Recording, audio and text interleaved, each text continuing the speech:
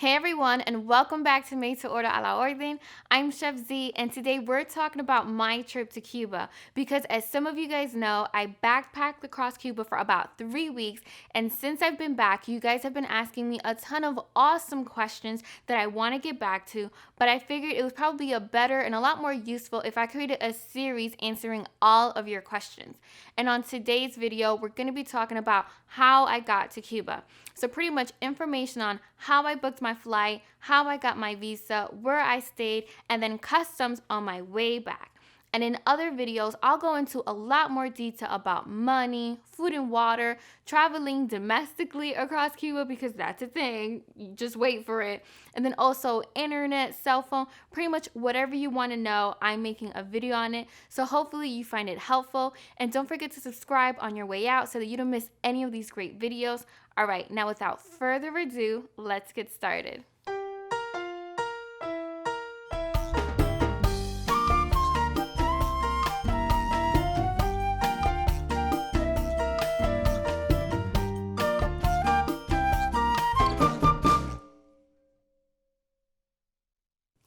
So the first thing we're going to discuss is my flight to Cuba. And it actually was not that complicated since the restrictions have been, I guess, eased up over the last year or so. But you still do have to qualify under 12 reasons. And I flew under the reason people to people. And what this pretty much means is that you're going to be engaging with the Cuban people and you're not going to be just like sunbathing on the white sand beaches of Varadero.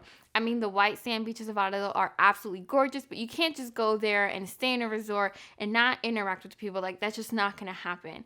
Now, I booked my flight through American Airlines when they were having this amazing sale to kick off their flights to Cuba. And I flew from New York to Miami and then from Miami to Varadero. But it was all included pretty much like in the same ticket. I just had a layover in Miami, which I love because I do love me some Miami. And overall, my flight was about $250. Now, I will tell you guys this. Be sure to stay on top of the news because things with Cuba are always changing. So it could be that by the time you watch this video, there are direct American Airlines flights traveling from New York to Havana or from New York to Santiago de Cuba or wherever it is that you want to go in Cuba.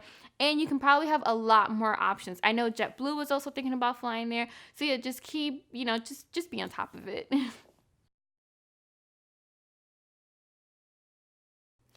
Okay, so now for your visa. I probably get the most questions surrounding around the visa.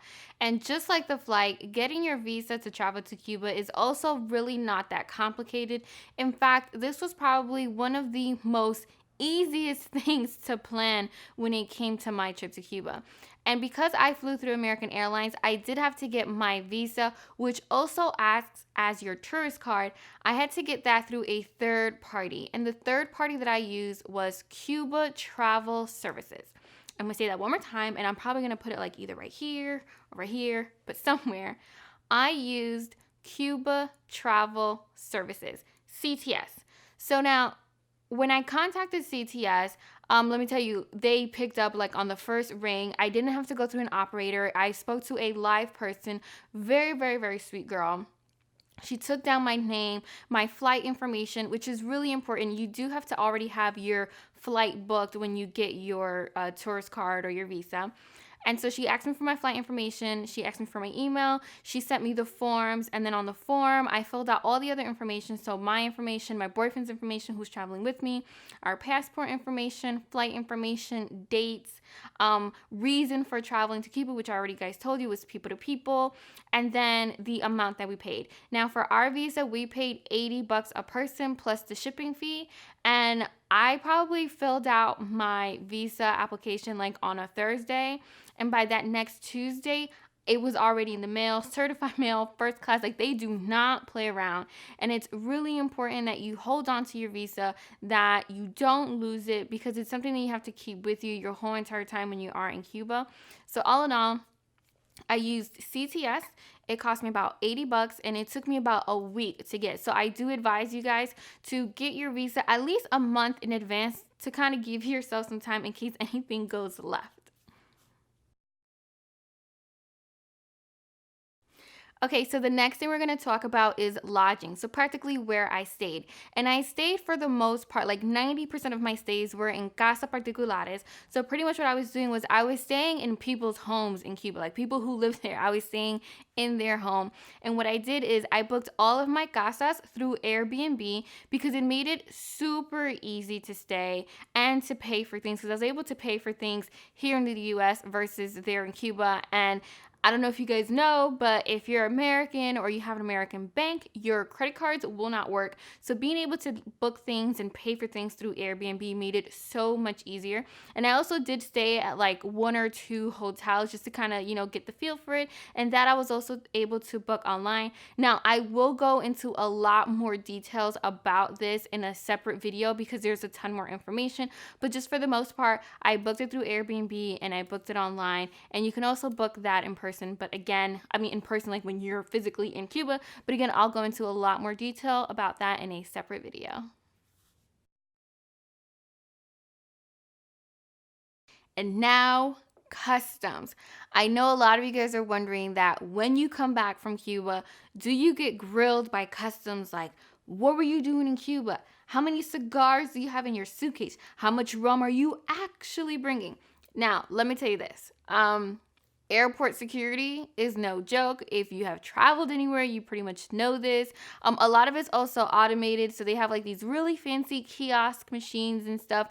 And if they have any suspicions to stop you, they will. They also do it, fairly random. When I came back to the States from Cuba, it was fairly easy. They did ask me a few questions like, why was I in Cuba? What did I do? Again, I was there, people to people, backpacking. It was very informal. Now, when I was there was a restriction on how much stuff I could bring back. I could only bring back about $100 worth of like cigars and rum. And literally, like the day I came back, I saw on the news that there was no restriction anymore, that they were lifting that. But if you're planning a trip to Cuba, I do again encourage you guys to confirm that. Check it out so that you know that you're following the rules and you're not breaking anything. So yeah, so that's pretty much it for this video on how I got there. Be sure to come back next week or maybe later this week on a different video that I'll put up. I'll be talking about money in Cuba, where to stay, food, that Lonely Planet book, because again, if you're planning a trip to Cuba, you've probably already checked that book out. So yeah, so just come back for more updates, and I hope you guys enjoyed and found this useful, and don't forget to like and subscribe. And until next time, I'm Chef Z y buen provecho.